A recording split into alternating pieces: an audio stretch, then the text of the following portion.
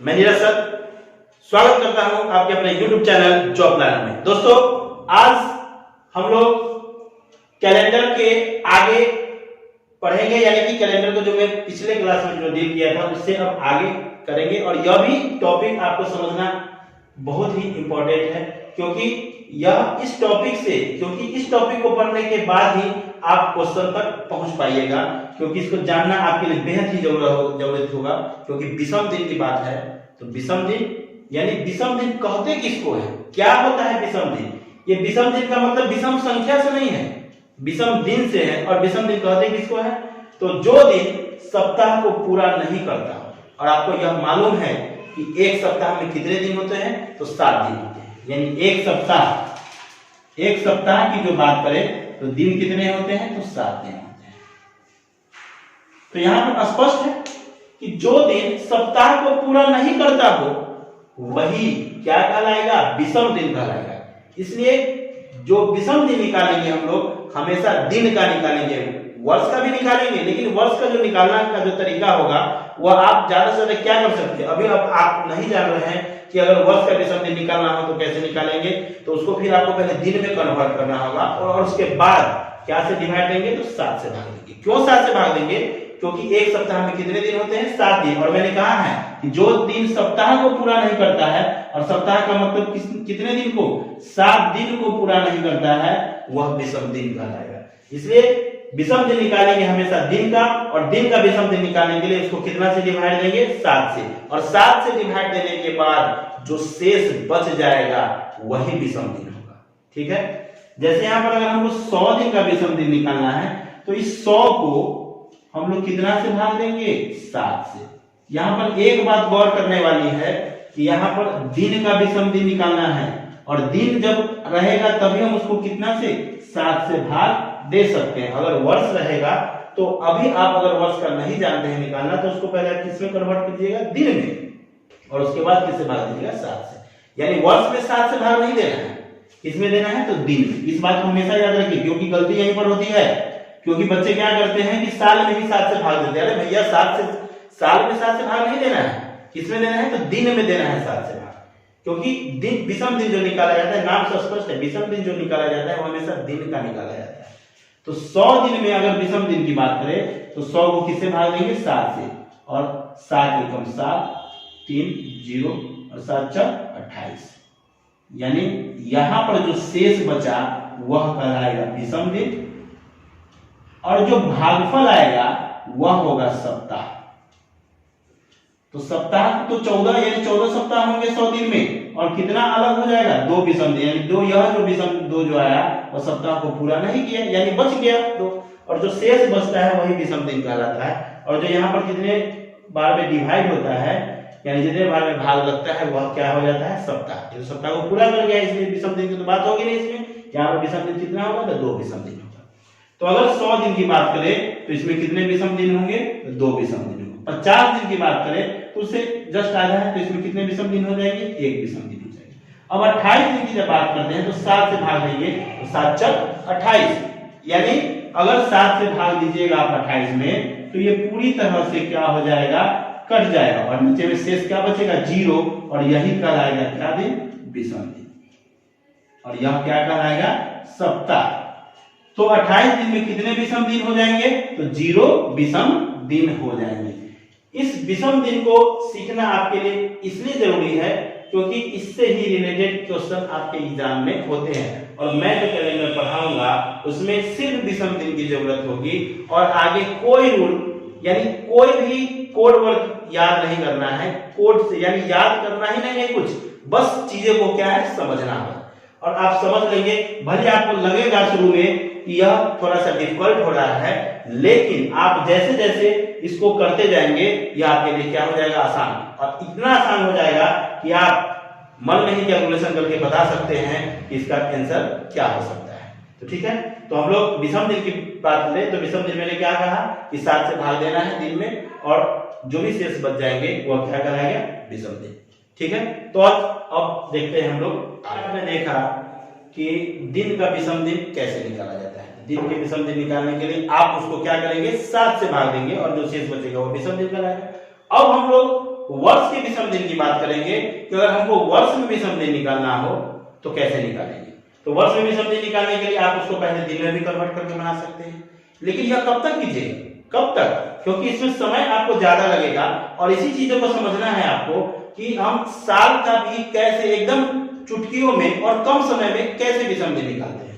तो यहाँ पर अब जब एक साधारण वर्ष की बात करेंगे तो आपको मालूम है कि एक साधारण वर्ष में कितने दिन होते हैं, 365 दिन। और जब आप इसको 7 से डिवाइड दीजिएगा क्या निकालने के लिए, तो विषम दिन निकालने के लिए, तो 7 से डिवाइड देने के बाद 365 में ये 52 बार मिलाएगा और शेष बच जाएगा कितना, 1, यानी कि यह 52 सप्ताह। ये तो विषम दिन नहीं कहलाएगा, विषम दिन तो नीचे वाला होता है, यानी शेष जो बचता है वो विषम दिन होता है। तो यह जो एक दिन बचता है वह क्या कहलाता है, विषम दिन कहलाता है। इसी को कहते हैं हम लोग कौन सा दिन, विषम दिन।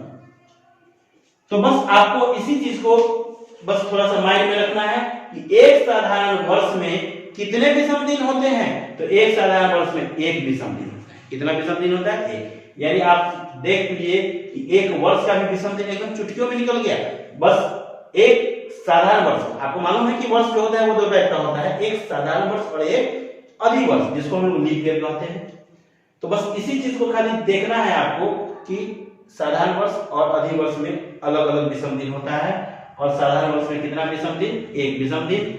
और उसी प्रकार अधिवर्ष में यानी 366 दिन होता है, और इसको भी जब 7 से डिवाइड कीजिएगा तो आएगा आपका कितना, 2 दिन शेष बच जाएगा सप्ताह को पूरा करने के बाद। तो इसी को हम लोग कहेंगे कौन सा दिन, विषम दिन। तो बस चीजें आपको बस इतना ही ध्यान में रखनी है कि एक साधारण वर्ष में एक विषम दिन होता है, और एक अधिवर्ष की जब बात करेंगे तो 2 विषम दिन होता है। यानी अधिवर्ष में 2 और साधारण वर्ष में 1। साधारण वर्ष में 1 विषम दिन और अधिवर्ष में 2 विषम दिन, क्योंकि अधिवर्ष में फरवरी कितने का होता है, 29 का। जो एक दिन जो 29 फरवरी यानी एक दिन जो बढ़ता है वही विषम दिन बढ़ता है। बस आपको देखना है कि एक साधारण वर्ष और एक अधिवर्ष में कितने विषम दिन का अंतर है, तो 1 विषम दिन का अंतर है। साधारण वर्ष में 1, अधिवर्ष में 2। साधारण वर्ष में 1, अधिवर्ष में 2 विषम दिन, और दोनों में कितने दिन का फर्क है, 1 दिन का फर्क है। और अधिवर्ष में हमेशा ज्यादा होगा और साधारण वर्ष में हमेशा क्या होगा, विषम दिन कम होंगे। कितने का फासला होगा मात्र, तो 1 विषम दिन का फासला होगा। अब हम लोग इसी की मदद से यह निकालते हैं, विषम दिन निकालना है कितने साल का, तो 24 साल का। तब आप कहिएगा सर ये 24 साल का मतलब प्रथम 24 साल, ये 50 साल का मतलब प्रथम 50 साल, यानी 50 साल का मतलब 1 से लेकर 24 साल में कितने विषम दिन होंगे। तो आप क्या करिएगा सर, इसमें पहले हम लोग इसको लीप ईयर इसमें देखेंगे और नॉन लीप ईयर। तो एक बात और आपको यहाँ पर और समझनी है कि लीप ईयर, कितने लीप ईयर होंगे 24 साल में, यानी प्रथम 24 साल में। बीच वाले 24 साल यानी ये नहीं कि 1950 से लेकर 1974 की बात हम लोग कर रहे हैं, वैसे नहीं 24 साल, यानी प्रथम 24 साल का मतलब है कि 1, 2, 3, 4 इसी प्रकार से कितने 24 साल। तो आपको मालूम है कि हर 4 साल के बाद कौन सा ईयर आता है, लीप ईयर आता है। तो एक 4 हो जाएगा, एक कितना हो जाएगा, 8 हो जाएगा लीप ईयर, एक 12 हो जाएगा, एक 16 हो जाएगा, एक 20 हो जाएगा, एक 24 हो जाएगा। एकदम आसान है। प्रथम 4, उसके बाद हर 4 साल के बाद 8, फिर 12, फिर 16, फिर 20, फिर 24, यानी कितने लीप ईयर होंगे, 1, 2, 3, 4, 5 और 6, यानी इसमें हो गए 6 लीप ईयर। जब लीप ईयर 6 हो गए 24 साल में, तो 24 साल में 6 साल ऐसा है जो लीप ईयर का है, तो 18 साल क्या हो जाएंगे, नॉन लीप ईयर हो जाएंगे। 18 और 6 कितना हो गया, 24 साल, यानी पूरा हो गया। और आपको मालूम है कि अगर नॉन लीप ईयर, अगर आपको मालूम है कि एक लीप ईयर में कितना विषम दिन होता है, तो 2 विषम दिन होता है। तो 6 लीप ईयर में कितना विषम दिन हो जाएंगे, इसका मतलब 2 से इसको मल्टीप्लाई कर देंगे, ये 12 विषम दिन हो जाएगा यहाँ से। और इसको कितना से, इसको भी 1 से मल्टीप्लाई करेंगे, क्योंकि एक साधारण वर्ष में एक विषम दिन होता है, तो 18 साधारण वर्ष में कितना हो जाएगा, 18। अब जब दोनों को ऐड करते हैं तो 12 प्लस 18 विषम दिन, यानी टोटल कितना विषम दिन, तो 30 विषम दिन। और विषम दिन जो होगा वो हमेशा 7 से क्या होगा, कम होगा, क्योंकि उसको डिवाइड कितना से करते हैं, 7 से। और आपको मालूम है कि 7 से डिवाइड देने के बाद जो शेषफल बचना चाहिए वह 7 से क्या होना चाहिए, कम होना चाहिए, यानी माइनस में नहीं होना चाहिए, प्लस नहीं होना चाहिए, लेकिन कम होना चाहिए। तो क्या 30 विषम दिन कहना सही होगा, नहीं सही होगा, तो इसको क्या से भाग देंगे, जैसे ही 7 से ज्यादा होगा इसको 7 से डिवाइड करके इसको क्या कर लेंगे, छोटा, यानी 7 × 28, यानी बच गया को क्या 2 विषम दिन। तो चीजें अभी थोड़ी मुश्किल रहेंगी, क्योंकि यहाँ पर आपका जो मैं एक तरीके से यानी साधारण वर्ष और अधिवर्ष में चेंज करके मैं बना रहा हूं, तो यह चीजें आपको थोड़ी सी लगेगी कि यह थोड़ा सा मुश्किल हो रहा है, लेकिन धीरे धीरे यह चीजें क्या हो जाएगी आसान, क्योंकि मैं इसको ट्रिक के माध्यम से करूंगा। ठीक है, तो 24 साल में कितने, अगर विषम दिन की बात करेंगे तो पहले इसको लीप ईयर और नॉन लीप ईयर अलग अलग निकाल लेंगे। लीप ईयर आपको मालूम है कि 4 से। अब देखिए अब लीप ईयर कैसे निकालेंगे, अगर प्रथम से दिया है तो 24 को कुछ नहीं करना है, लीप ईयर में कितना से भाग देना है, 4 से, तो 4 × 6 = 24, यानी कि यहाँ पर शेष बचे या ना बचे, यहाँ पर जो भागफल होगा यानी 4 से भाग देने के बाद जो भागफल होगा वह कहलाएगा लीप ईयर, उतना ही लीप ईयर होंगे उसमें। यानी कितने लीप ईयर हो जाएंगे, 6 लीप ईयर, तो 6 × 12 विषम दिन, क्योंकि एक लीप ईयर में 2 विषम दिन होता है और एक नॉन लीप ईयर में 1 विषम दिन होता है, तो 18 6 कितना हो जाएगा, 18 12 30, और 30 में 7 × 28, यानी कितने विषम दिन हो जाएंगे, 2 विषम दिन हो जाएंगे। अब इसको शॉर्ट तरीके से कैसे करेंगे, तो बस यही चीज आपको समझनी है कि विषम दिन, साधारण वर्ष और अधिवर्ष में कितना विषम दिन का फर्क है, 1 विषम दिन का फर्क है। तो अगर 24 साल की बात करेंगे तो 24 साल को अगर पूरा हम लोग इसको नॉन लीप ईयर मान लेते हैं शुरू में, तो 24 साल में 24 विषम दिन तो होंगे ही होंगे, इसमें कोई शक की बात है नहीं। 24 साल में कितने विषम दिन होंगे, 24 विषम दिन तो होंगे ही होंगे। अब प्लस और विषम दिन ऐड करेंगे, क्यों, क्योंकि इसमें कुछ वर्ष लीप ईयर होंगे, और कितना लीप ईयर होगा, तो 6 लीप ईयर होगा। और मैंने तो लीप ईयर का भी एक दिन ले लिया है, तो लीप ईयर का कितना दिन बचा हुआ है, एक दिन बचा हुआ है, तो 6 इसमें और ऐड कर देंगे, बस आसान है। 24 साल है तो 24 लिख देना है विषम दिन, प्लस इसमें 24 साल में कितने लीप ईयर होंगे, 6 लीप ईयर होंगे, बस यहाँ पर 6 लिख देना है, और 24 और 6 कितना 30, यानी इतना करने की आपको कोई जरूरत नहीं होगी, एकदम आसान हो जाएगी। तो 30 विषम दिन, और 30 विषम दिन को आप लोग क्या करेंगे, 7 से भाग देंगे, यानी कितना हो जाएगा, 2 विषम दिन। तो देखिए चीजें धीरे धीरे क्या हो जाएंगी, आसान हो जाएगी। अब आप लोग आसानी से बता सकते हैं कि प्रथम 50 साल में कितने विषम दिन होंगे, तो 50 साल में 50 विषम दिन तो होगा ही होगा, प्लस 4 से डिवाइड देंगे, 12 × 6 = 48, यानी 12 बार भी लगता है, कटे या ना कटे, जितने बार भी लगेगा वह लीप ईयर होगा, यानी इसमें 50 साल में, प्रथम 50 साल में 12 लीप ईयर होंगे, तो 12 विषम दिन और बढ़ जाएगा, तो 50 और 12 कितना हो जाएंगे, 62, और 62 को 7 से भाग देंगे, तो 7 × 8 = 56, यानी कितना विषम दिन हो जाएगा, तो 6 विषम दिन हो जाएगा। ठीक है, अगर इसी प्रकार हम लोग अगर बात करें 100 साल की, कितने साल की, तो 100 साल में कितने विषम दिन होंगे, 100 साल में, यानी प्रथम 100 साल में, तो क्या हो जाएगा, 100 का तो 100 लिख देंगे, प्लस इस 100 साल में कितने लीप ईयर होंगे, तो आप कहिएगा सर 4 से भाग देते हैं 100 में, तो ये 4 × 8 और 4 × 5 = 20, यानी कितने लीप ईयर हो जाएंगे, 25। लेकिन दोस्तों ये मैं आपको बता दूं, इस 100 साल में 25 नहीं 24 लीप ईयर होंगे, और 24 ही ऐड करेंगे इसमें। अब क्यों होता है वैसा, अब हम लोग थोड़ी देर में सीखेंगे उसको, यानी 100 + 24 यानी कितना हो जाएगा, 124 विषम दिन हो गया। और विषम दिन को कितना से भाग देते हैं, क्योंकि 7 से हमेशा छोटा होना चाहिए, 7 से जब भाग दीजिएगा इसको तो यह आ जाएगा कितना विषम दिन, तो 5 विषम दिन। और यह टॉपिक भी आपके लिए बहुत ही इंपॉर्टेंट होगा, 5 विषम दिन होंगे कितने साल में, तो प्रथम 100 साल में।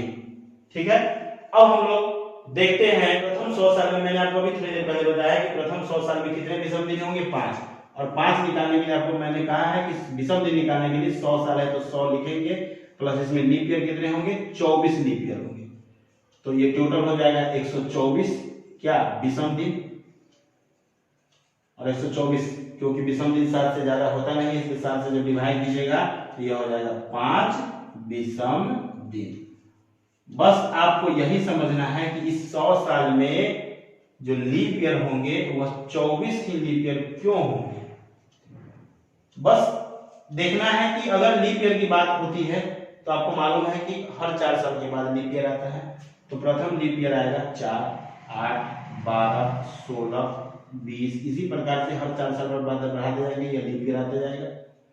और जब करेंगे तो यहाँ पर आ जाएगा 92, 96 और जैसे ही 100 लिखेंगे तो क्या ये तो लीप ईयर है, यह लीप ईयर है, यह है 92 भी है, 96 भी लीप ईयर है, लेकिन 100 साल जो है वह कौन सा ईयर हो जाएगा? नॉन लीप ईयर, क्योंकि शताब्दी आ गई ना।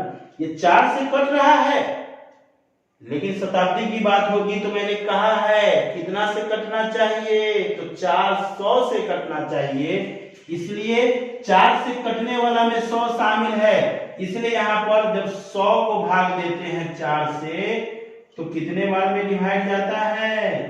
तो 25 बार में डिवाइड जाता है, या शेष बचे अथवा न बचे, यानी 25 बार में। और आप कहिएगा 25 लीप ईयर होगा, तो यह कहना क्या हो जाएगा? गलत हो जाएगा। इसलिए इसमें -1 करेंगे। और क्यों 1 करेंगे? क्योंकि उस 4 से कटने वाले में आपका 100 भी शामिल है, और 100 जो है वह लीप ईयर नहीं है दोस्तों, क्योंकि यह शताब्दी ईयर है, यह एक नॉन लीप ईयर है। तो यहाँ पर एक माइनस हो जाएगा, इसलिए यह हो जाएगा 24 क्या? Leap year. और कौन सा माइनस हो जाएगा? तो 100 साल, इसमें 100 साल यानी 100 जो होगा इसमें से क्या हो जाएगा? माइनस हो जाएगा। इसलिए एग्जाम में जो प्रश्न पूछा गया था वह यह था कि प्रथम 100 साल में कितने लीप ईयर होंगे। तो आपको बस याद रखना है कि प्रथम 100 साल में कितने लीप ईयर होंगे? तो 24 लीप ईयर होंगे।